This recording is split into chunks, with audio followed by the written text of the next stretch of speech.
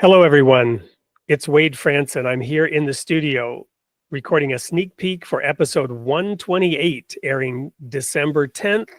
And I have Paul Hanley here. Paul Hanley lives in the 50th state, the Jubilee state here in America, in Hawaii. He's not actually on the Garden Island, he's on Molokai, but he knows a thing or two about a verse that you may have heard of from Isaiah 35, "The desert shall blossom like a rose." Welcome to the studio, Paul. Well, thanks for having me, Wade. Good to be here.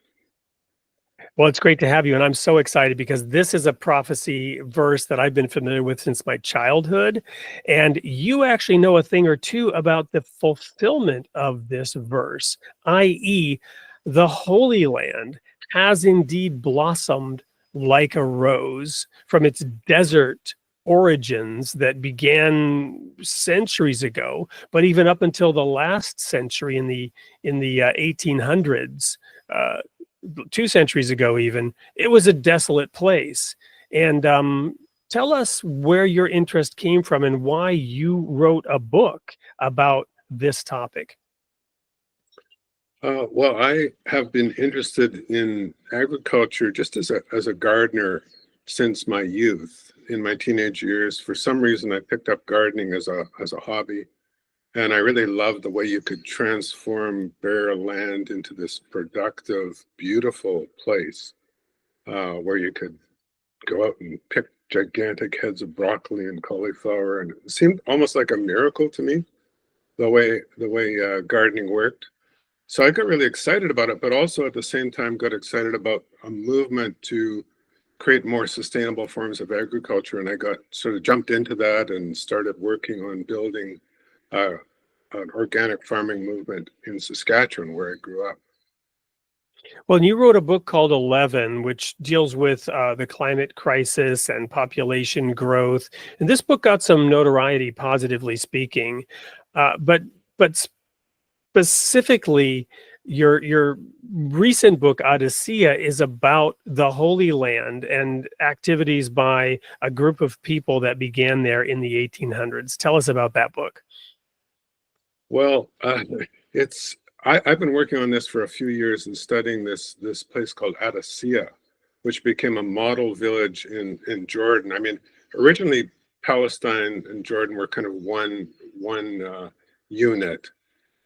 And Jordan was a place where it was close to the Jordan River, obviously, and the Sea of Galilee, which are so significant in religious history for Jews and Christians, and also for Muslims.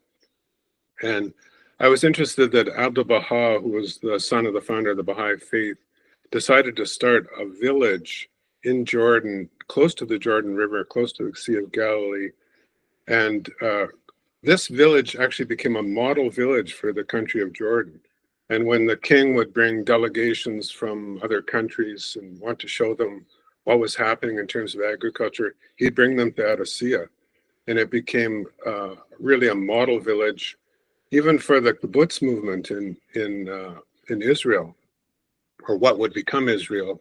The kibbutz members would come to Adasiyyih and see how they did things and take those practices back to their kibbutzes in Israel.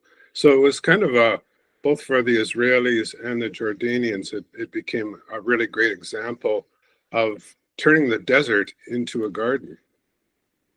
Well, I actually was on a kibbutz in 1981 at Ramat Rachel when I was on the City of David archaeological expedition. I have an intense interest in this, and you, audience, should also have an intense interest in this. You do not want to miss episode 128, airing December 10th at 8 p.m. on Created in the Image of God. We've just scratched the surface of the vibrant soil. We've just looked at the tip of the iceberg. We've just picked one apple, one avocado, or one pistachio off the tree. But in this episode, we will dive deep into the prophecy of Isaiah and what happened in the Holy Land and the role that Abdu'l-Bahá and the Baha'i community in particular played in the fulfillment of these prophecies. Can't wait to see you there. Be there.